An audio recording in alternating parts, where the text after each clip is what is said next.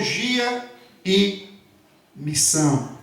Em Antioquia parece que nós temos uma igreja que consegue andar com essas duas coisas, esses dois valores imprescindíveis, sem, em detrimento de um, excluir o outro. Teologia sem missões e missão sem teologia são problemas históricos da igreja brasileira. Mais do que uma dicotomia, encontramos uma tendência para o preconceito. Nesse contexto, impera muitas vezes o complexo e o orgulho. Encontramos missionários com complexo de inferioridade e encontramos teólogos com complexo de superioridade, orgulho. Na contramão dessa dicotomia entre missão e teologia, encontramos na igreja de Antioquia o seguinte: em Antioquia, doutores e mestres são enviados à evangelização. Saulo e Barnabé eram doutores e mestres. E o Espírito Santo está dizendo que, por não haver dicotomia entre essas duas coisas, esses doutores podem ser arrancados dessa igreja e levados para evangelizar. E isso nós precisamos aprender. A afirmação de Michael Green de que quase todo evangelista não gosta de teologia e quase todo teólogo não gosta de evangelização não se aplica à igreja de Antioquia.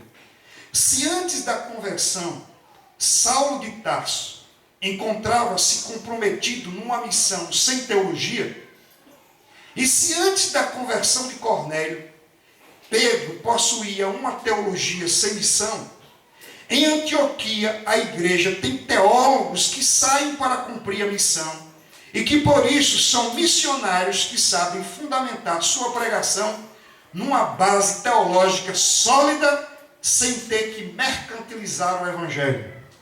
A verdade é que a dicotomia entre teologia e missão tem produzido consequências desastrosas para a evangelização e a saúde espiritual da igreja. De um lado, temos aqueles que vão a muitos lugares, mas que não têm muita coisa o que dizer. Por outro lado, os seminários formam seus bacharéis de teologia, que em tese teriam muito a dizer, mas que não desejam ir a lugar nenhum.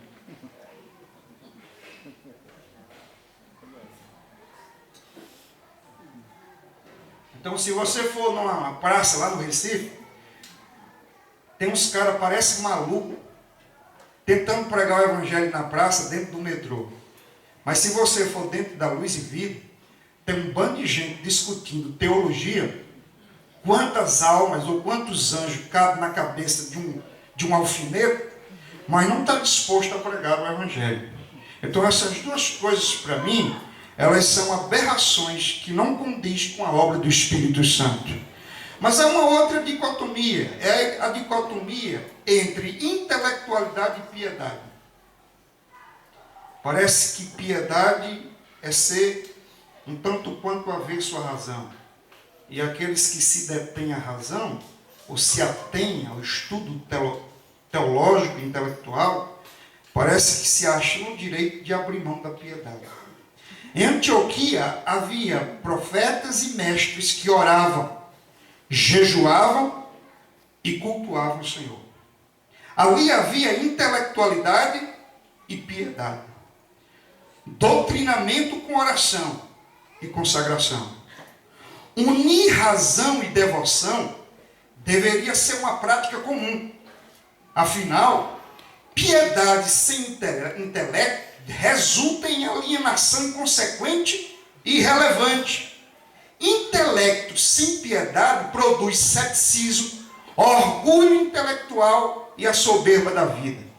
Em Antioquia, os mestres ajoelhavam-se, oravam e jejuavam, enquanto os piedosos amavam o ensino e a ele se dedicavam. A outra dicotomia é a dicotomia entre os dons e o fruto do Espírito. Eis aqui uma igreja que consegue unir caráter com carisma. Os dons não desembocam em carismatismo pragmático ou mero emocionalismo. O fruto, por sua vez, não é reduzido a uma ética fria, moralista e legalista. Se o fruto converge para uma espiritualidade sadia e essencialmente bíblica, os dons convergem para o serviço, que tanto edifica quanto promove a expansão da igreja, numa demonstração inequívoca de que os dons e o fruto do Espírito, o serviço e a espiritualidade, podem promover uma missão operante que resulta em quantidade, em crescimento. Um outro problema, que certamente não fazia parte dessa igreja, é a dicotomia entre planejamento eclesiástico e direcionamento do Espírito. De vez em quando surge no Brasil algum movimento centrado em indivíduos, para não dizer personalista, que em nome do Espírito procura deslegitimar a igreja enquanto instituição. Por outro lado, é muito comum que em nome da tradição institucional, a igreja deixe de ouvir o que o Espírito diz à igreja, o que o Espírito tem a lhe dizer. Preste atenção numa coisa. Você tem 3 tipos de igrejas ali no Apocalipse. Você tem a igreja de Éfeso, Pérgamo e Tiatira. 3 igrejas razoáveis. O Senhor tem coisas contra elas, mas a favor delas o Senhor faz elogios. Você tem um segundo tipo de igreja. Igrejas aprovadas pelo Senhor. A favor delas há elogios, contra elas nenhuma reprovação. A igreja de Esmirna e Filadélfia. E há um terceiro tipo de igreja, igrejas reprovadas, contra as quais o Senhor tem palavras de reprovação e nenhum elogio a fazer. As 7 igrejas, todas elas, a conclusão é a mesma. Quem tem ouvido, ouça o que o Espírito diz à igreja.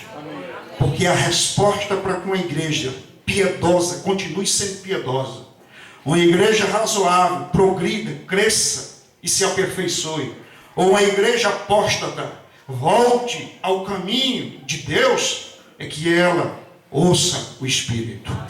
Portanto, aqui há uma igreja que consegue ouvir o Espírito. Em Antioquia, a instituição não é anulada, nem o Espírito é silenciado. É a igreja quem separa Paulo e Barnabé, mas o faz segundo a determinação do Espírito Santo. É o Espírito quem envia Paulo e Barnabé, mas o faz por intermédio da igreja, através de uma ação solene e visível, isto é, pela imposição de mãos. John Stott adverte que é preciso evitar 2 extremos. O do individualismo, que em nome do Espírito a igreja deixa de ser uma referência para o vocacionado, e do institucionalismo, em que decisões são tomadas sem a referência do Espírito. Antes de Antioquia, as ações missionárias davam-se por conta das perseguições e através de indivíduos. Antioquia é a primeira mobilização feita planejadamente em termos de missões. E isso, segundo a ação do Espírito. Barnabé e Paulo não estão deixando Antioquia por perseguição, nem por conta de um projeto pessoal. Isso significa dizer que planejamento eclesiástico, estratégia missionária, crescimento organizado, não são ações contrárias ao Espírito na obra da evangelização. Amém? Amém. Segundo lugar, deixemos as dicotomias então e vamos para a segunda questão. A obra do Espírito promove uma visão multicultural da missão da igreja. Sem a soberana ação do Espírito, a igreja está fadada a se enclausurar na restrita geografia da sua Jerusalém. Antioquia é a resposta do Espírito, redefinindo a missão da igreja numa visão multicultural que contempla os confins da terra. Desde o princípio, o Senhor ensinou que a missão da igreja seria de caráter multicultural.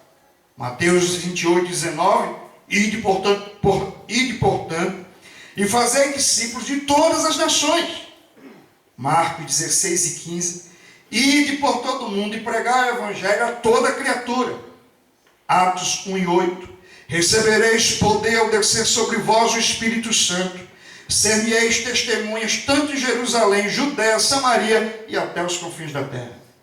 Antes mesmo de Antioquia surgir no mapa da missão transcultural já se encontrava mapeado nos propósitos de Deus.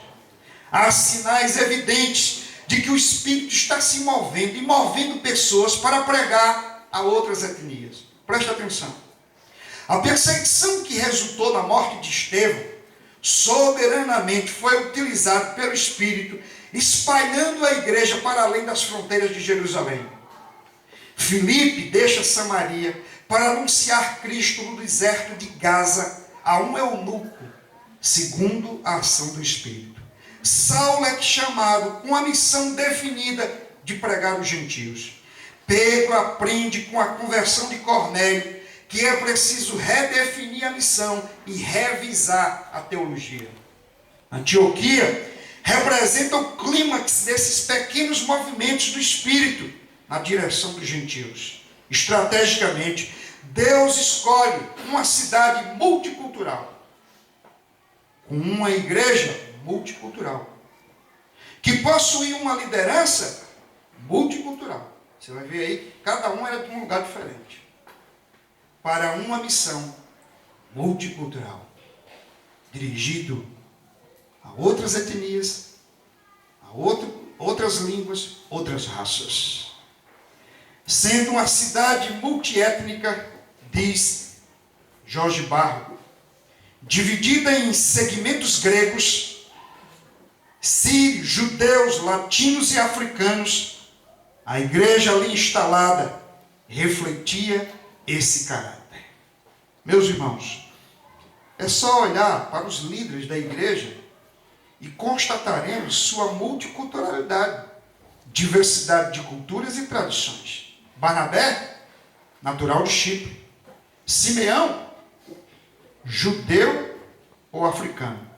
Não se sabe com certeza. Lúcio, África do Norte. Saulo, da Cilícia. Manaém, latino, amigo do tetrarca Herodes, filho de Herodes o Grande. A despeito disso, Mateus Henrique diz: é melhor ser companheiro de sofrimentos com um santo do que ser companheiro de perseguições com um tetrarca. Certamente, irmãos, que Lucas deseja nos comunicar que uma igreja com uma diversidade étnica dessas não acontece por acaso. E não por acaso Deus a chama para ser o novo centro da missão. Assim podemos afirmar que Jerusalém está para Israel, o povo da aliança no Velho Testamento, como Antioquia está para os gentios, os ramos da oliveira brava enxertada em boa oliveira. Pedro e João estão para a missão dos judeus, assim como Barnabé e Saulo estão para os gentios. Jerusalém está para o nascimento da igreja, assim como Antioquia está para a sua expansão.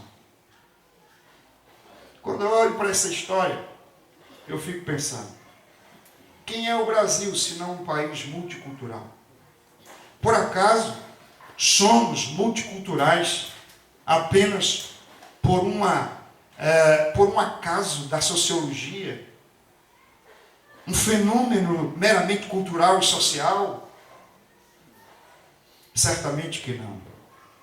Deus quer usar a multiculturalidade do Brasil para fazer dessa nação um celeiro de missões para outras nações do mundo.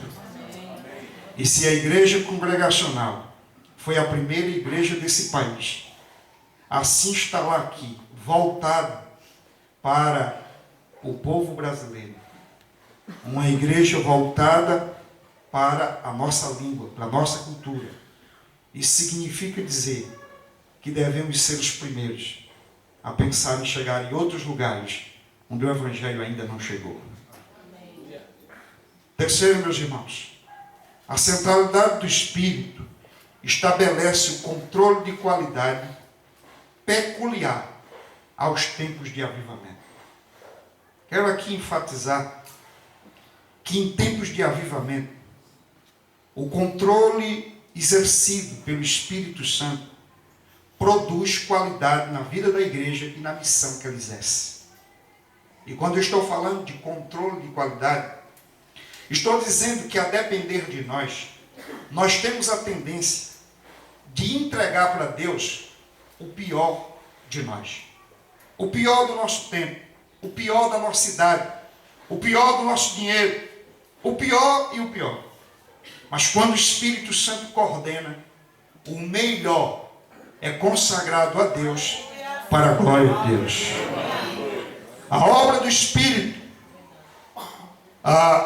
Espírito, uma vez supervisionada, não por homens, mas pelo próprio Deus, apresenta algumas características e algumas mudanças que são próprias de tempos de avivamento, tendo como principal marca o controle de qualidade em todas as esferas da vida, do culto, da liderança e da missão da igreja.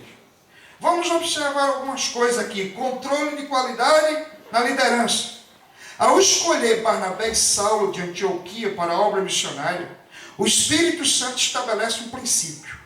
Quando a obra missionária é supervisionada pelo Espírito Santo, a marca principal é o controle de qualidade. Isso significa dizer que Deus vai requerer o melhor.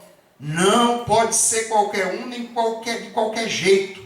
No envio de Barnabé e Saulo, Antioquia nos ensina que o melhor da igreja precisa ser disponibilizado para a evangelização, como um ato de renúncia, de entrega e dedicação a Deus. Um pastor que desenvolve um grande ministério numa igreja local pode sim concluir que Deus lhe chamou para missões. Como é que acontece normalmente? Esse sujeito aqui não deu certo em coisa nenhuma, certo? Não tem nenhuma igreja que queira ele mesmo. Vamos mandar ele para o campo missionário. Mas aqui, o melhor que a igreja tinha, seus doutores, seus mestres, Deus diz: é esses que eu quero para a obra missionária. É interessante observar que o controle de qualidade exercido pelo Espírito em Antioquia não é um caso à parte. Trata-se de um exemplo que reflete a vida da igreja em todos os atos. E aqui chama a atenção para a segunda questão, que é o controle de qualidade no culto. Se você pensar no culto de Antioquia, assim como no culto de Jerusalém, a centralidade do Espírito não permite que o culto se torne um espaço de entretenimento, como uma liturgia humanista, cuja finalidade converge exclusivamente para as demandas humanas. Precisamos ter cuidado com isso. As pessoas estão vindo para a igreja para serem servidas, na perspectiva, não de cultuar a Deus, mas de que serão cultuadas por Deus. Mas quando você olha aqui para esse texto, você percebe uma coisa nesse culto. Um culto centrado em Deus será sempre um culto missionário. Primeiro, porque promove despertamento vocacional.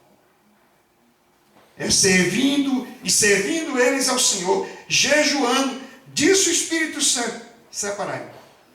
Enquanto o culto acontecia, o Senhor está separando gente para o ministério. Muitos dos nossos cultos hoje não podem resultar em despertamento vocacional se não em crentes, em si mesmados, que são idólatras de si próprios. Segundo, porque promove impacto evangelístico, louvando a Deus e contando com a simpatia de todo o povo. Agora estou falando de Jerusalém. Enquanto isso, acrescentava-lhes o Senhor, dia a dia, os que iam sendo salvos. Observe que em ambos os casos há um efeito de dentro para fora. que por sua vez produz um efeito de fora para dentro. Isto é, o que chamo de vida no culto e culto na vida. Uma igreja que cultua com vida, essa igreja estará pronta para fazer da vida um culto. E quando a vida é uma expressão de culto, primeiro, estamos abertos para ouvir o chamado de Deus: eis-me aqui, envia-me a mim. Segundo, a nossa vida produz impacto, porque onde estivermos, vamos refletir a glória de Deus e pecadores vão ser atraídos pelo poder do nome de Jesus. Outra questão: o controle de qualidade na agenda ministerial e nas decisões eclesiásticas da igreja. Filipe se encontra em Samaria, com o mais bem-sucedido dos ministérios.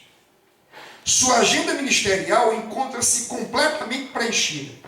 Pregação, aceitação, evidências de sinais, pessoas libertas e salvas, paralíticos e coxos curados, e grande alegria tomava conta dessa cidade. Vamos chamar esse cara para ser prefeito da cidade, desse jeito aí. É nesse contexto que o Espírito Santo redireciona a agenda de Filipe e tira ele desse ministério bem-sucedido, desse ministério de sucesso, e o leva para Gaza, no deserto. Vão dizer que esse pastor está em pecado. Deus decidiu julgá-lo. Tirou de um ministério de sucesso e mandou para o meio do nada. Mas por quê? Porque no controle de qualidade do Espírito Santo, a agenda é a agenda do Espírito e não a agenda do homem. Quando Pedro pensa que sua agenda ministerial só tem lugar para judeu, o Espírito diz para ir na casa de Cornélio. E quando mesmo tenta convencer Deus de que ele é muito santo e de que não pode cumprir com tal agenda, Deus diz: levanta-te, mata e come. Você não é mais santo do que eu. Depois de tentar a Ásia e Bitínia como próximo roteiro missionário, sem obter sucesso, Paulo viu sua agenda missionária redirecionada a partir de uma visão que dizia: passa a Macedônia e ajuda-nos. Isso porque o Espírito tinha um novo roteiro de alcance estratégico. Semelhantemente, as decisões eclesiásticas dessa igreja tinham que ser submetidas ao controle de qualidade do Espírito Santo, pois pareceu bem ao Espírito Santo e a nós não vos impor maior encargo além das coisas essenciais. Atos 15, 28. Nesse contexto, a escolha de diáconos, Atos 6, do 3 ao 5. Presbíteros, 20 e 28. Apóstolos, 9 e 17. Tem que ter o selo autenticador do Espírito Santo que ungiu a Cristo. Assim, meus queridos, de acordo com Atos 20, é o Espírito quem estabelece a liderança da igreja. Atos 20, 28 diz: Deus vos constituiu bispos das ovelhas que ele comprou com seu sangue. Ainda em Atos 20, 22 diz que é o Espírito quem impele o obreiro de um lugar para outro. Quando a igreja começa a clamar e dizer: Paulo, não vai para Jerusalém, porque os homens vão te pegar por lá e você vai ser preso. Ele diz: o Espírito Santo é quem está me impelindo aí. E se o Espírito Santo impele você aí, não importa as circunstâncias, ele é quem está supervisionando a sua agenda. A terceira coisa que eu encontro em Atos 20, no verso 23, é que é o Espírito Santo quem prepara o obreiro para enfrentar os sofrimentos do ministério.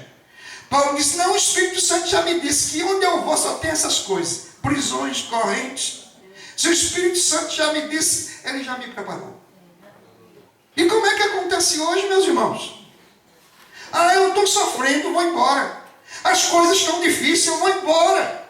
Ah, meu ministério aqui está de sucesso, eu não posso sair. Na agenda do Espírito Santo, é preciso repensar o que é ministério de sucesso. é preciso repensar o que é a agenda de sucesso.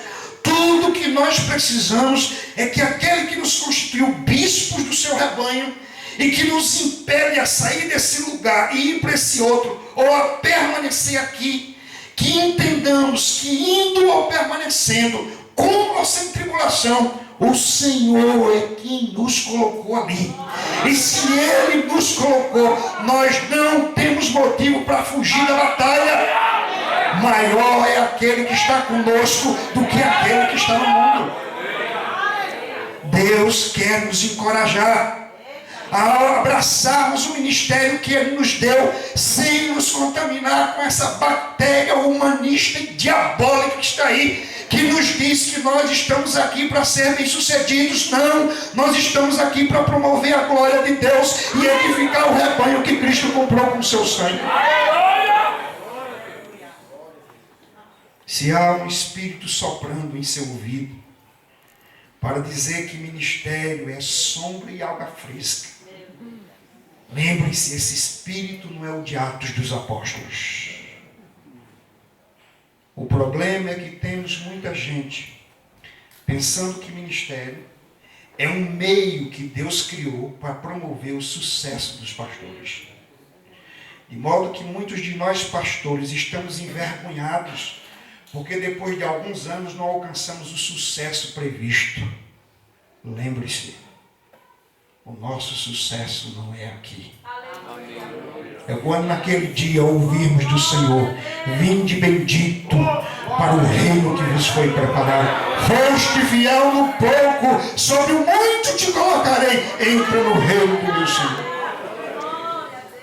O fato é que por causa disso, muita gente está ficando frustrado com a vocação, magoado com a igreja, decepcionado com Deus, revoltado com a denominação. E a partir daí, meu irmão, ele passa a ter problema com a esposa, com a sogra, com o cachorro, com o menino. É uma desgraça.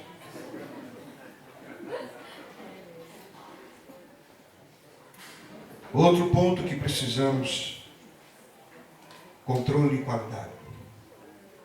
É sobre a questão da visão que precisamos ter sobre milagres nessa cultura curandeira, espetaculosa e mercenária. Em Atos, o Espírito Santo está constantemente em movimento. Milagres acontecem o tempo todo. Em nenhum momento o milagre é usado como material de publicidade. Os apóstolos recusam qualquer insinuação que atribua méritos ao homem. Em Jerusalém, após a cura do coxo, Pedro e João corrigem os que pensam que há neles algum poder particular. Em Listra, Barnabé e Paulo foram chamados de deuses e, num ato de humilhação, eles se prostraram, rasgaram as suas vestes e disseram: não façam isso. O milagre não é um fim em si mesmo. Normalmente o milagre é seguido de uma exposição cristocêntrica da palavra de Deus e da salvação, que por sua vez exige conversão. Isto é, arrependimento e fé para aqueles que contemplam o milagre ou que são beneficiários dele. Outra coisa, nós precisamos, meus irmãos, de controle de qualidade na captação e gerenciamento dos recursos. Nessa igreja, eu quero dizer uma coisa, nessa igreja que estamos aqui falando, seja ela de Jerusalém ou Antioquia, não se fala de ofertinha para missões. Afinal, irmãos e mais irmãos estão vendendo suas propriedades e depositando os valores aos pés dos apóstolos. O clima é de generosidade, desprendimento e renúncia. Também é certo que essa igreja não incentiva nenhuma doação motivada pela negociata da prosperidade, da publicidade ou dos interesses politiqueiros, seja lá de quem for. Ananias e Safira, na tentativa de melhorar o status quo religioso diante da comunidade de Jerusalém, mentiram para Pedro, mal sabiam que estavam diante do Espírito Santo, porque ele estava controlando também a captação dos recursos daquela igreja. Por detrás do tesoureiro daquela igreja estava o Espírito Santo. Logo, eu devo presumir que o Espírito Santo jamais permitiria que alguém depositasse 100 mil na conta de Pedro ou da igreja de Jerusalém. O valor pode ser mera coincidência. Mas o que eu quero deixar aqui claro é que se a obra de Deus é santa, o dinheiro não pode ser sujo. E o dinheiro de Ananias e Safira era sujo. Porque apesar da propriedade ser lícita, a motivação é corrupta. E Deus não vê não apenas o procedimento do dinheiro, de onde você veio, mas qual é o propósito do coração daqueles que ofertam.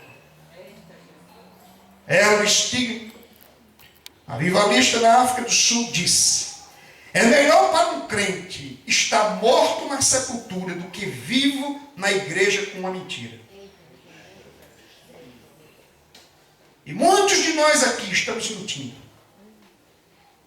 Porque chegamos nesse concílio, pousamos como se a nossa igreja estivesse sendo fiel à nossa denominação.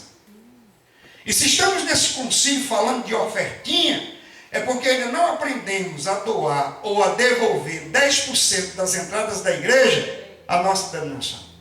Mas todos nós, como fomos ordenados pastores, prometemos isso. Mas não honramos os nossos votos, quebramos descaradamente e achamos que Deus vai abençoar as obras das nossas mãos. O fato é que quando vamos filiar a igreja, assumimos a sua constituição, dizendo que vamos honrar, mas no dia seguinte dizemos que não podemos honrar os nossos compromissos. Uma das crises da igreja evangélica desse país é a falta de ética no falar. Não entendemos que dizer sim, sim, não, não é um princípio bíblico. Sim, sim, não, não. O que passa disso é de procedência maligna. Esses dias eu disse lá no púlpito da igreja na Estância: eu estou temeroso de que ao convidar os pais para trazer os seus filhos para serem apresentados, dedicados, consagrados a Deus aqui, eu esteja induzindo vocês a quebrar votos e a se tornarem culpados diante de Deus. Atentem para isso. Nós quebramos os votos que fazemos com a maior capacidade, mas o texto diz que é melhor não fazê-los do que... é melhor não prometer, não cumprir, do que prometer e não fazer. Portanto, como pastores e igrejas, nós precisamos repensar essa questão do nosso compromisso quando o assunto é dinheiro. O que tem de pastor que não honra a palavra? O que tem de pastor que não honra seus negócios? O que tem de pastor mentindo? O que tem de pastor fazendo e acontecendo? Achando que tudo está na maior normalidade. Mas preste atenção, em tempos de avivamento, quando o Espírito Santo de fato controla a igreja, não você e eu, é perigoso fazer parte dela.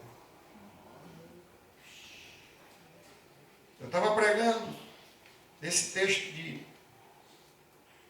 de Atos 11, Atos 5, aliás, justamente domingo lá de Deus. Eu estava dizendo que nós costumamos dizer para as pessoas que a igreja é um lugar amigável, onde você deve se sentir bem. Examine o texto do capítulo 5 de Atos.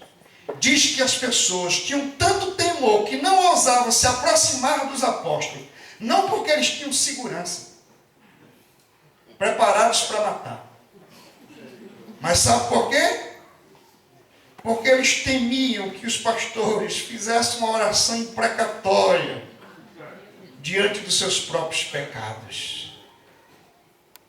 Então a igreja não deveria ser um lugar confortável, porque nos dias dos avivamentos os homens se agarram com as pilastras do templo, temendo que a terra se abra como nos dias de Coré. Se Deus controla a igreja, não há lugar para pecado nela. Então nós devemos clamar que o controle de qualidade dos dias de avivamento venham sobre nós. E muitas das coisas que nós temos aprendido que é comum e normal, nós veremos que por qualquer mentira boba como essa, aos olhos humanos, a ira de Deus poderá se manifestar. Ainda tem tolos que dizem: não, é o Deus do Velho Testamento, isso aqui é o Deus. Porque porque só há um Deus, no velho e no novo. Ele é santo. Ele é santo. Quarto e último lugar. A obra do Espírito garante o avanço da evangelização, independentemente das circunstâncias econômicas, ministeriais e políticas. Eu vejo hoje muita gente preocupada com a política. E nem sempre é uma preocupação saudável. É uma preocupação humana, de quem não tem fé. Mas eu quero dizer uma coisa, independente da questão econômica, ministerial ou política, as circunstâncias que pairam sobre essas questões, a obra do Espírito Santo, quem garante o seu avanço, o avanço da evangelização, é o Espírito Santo. É Ele que garante. Será que nós cremos nisso ainda? Que não é a nossa estratégia? Que não é o nosso método? Que não é a nossa capacidade? Mas que é o Espírito Santo? Se assim é, está na hora de depender dele e buscá-lo com mais intensidade. O envio de Paulo e Barnabé para a obra do Espírito Santo, havia chamado, é precedido de uma narrativa que nos ensina que as circunstâncias não podem determinar a agenda missionária da igreja. Aprendemos com Antioquia que a obra do Espírito na vida e na missão é indispensável para não cairmos no erro dos espias, do capítulo 13 de Números. Sabe o que acontece ali? Os espias são enviados por Moisés para fazer uma vistoria na terra prometida. E quando eles voltam, 10 dos 12 têm um relatório diferente dos dois. Os dois eram Caleb e Josué. E eles diziam: a terra é boa, a terra mana leite e mel, conforme Deus disse. Mas tem um problema. Tem gigantes, é fato. Mas também há um outro fato. Deus é maior do que os gigantes.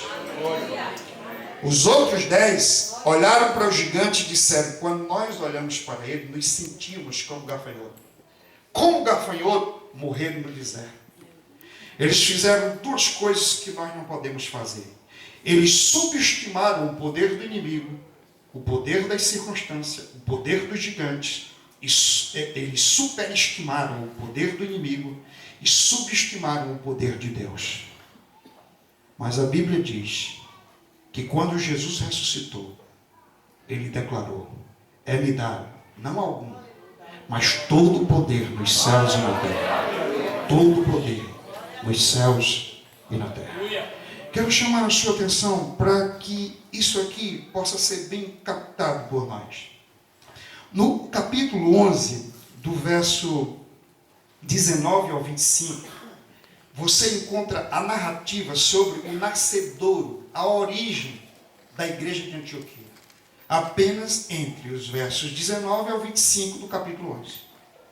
No capítulo 13, verso 1 e 4, essa igreja que nasce no capítulo 11, está enviando seus missionários para fazer missões transculturais.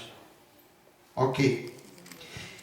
E aí, você fica intrigado, porque nesse intervalo, que compreende o verso 26 do capítulo 11, até o capítulo 12, verso 19, há uma narrativa aqui intrigante, de fatos e coisas negativas. E tenho para mim, ponto de vista hermenêutico, que Lucas está exatamente coletando esses dados para mostrar o seguinte: entre o nascimento dessa igreja e o seu despertamento missionário, tudo que está em volta dela não é nada favorável. Mas, apesar dessa condição desfavorável, o Espírito Santo, que é quem promove o avanço da obra missionária, ignora essas circunstâncias e faz a obra acontecer. Amém? Aqui tem um princípio para o nosso ministério. Então preste atenção. Primeiro, nós encontramos no capítulo 11, versos 27 e 28, a previsão profética de que a economia iria passar por um momento de caos. A economia. Então, anote isso aí. Primeiro elemento, a economia não era favorável. Parece que não tem nenhuma semelhança com hoje, né? A economia não era favorável. Haveria fome, tempos de escassez, economia quebrada, comércio parado, consumidor receoso, ainda bem, desemprego em massa, orçamento minguante. Ora, se a economia não vai bem, como é que a gente vai fazer missões?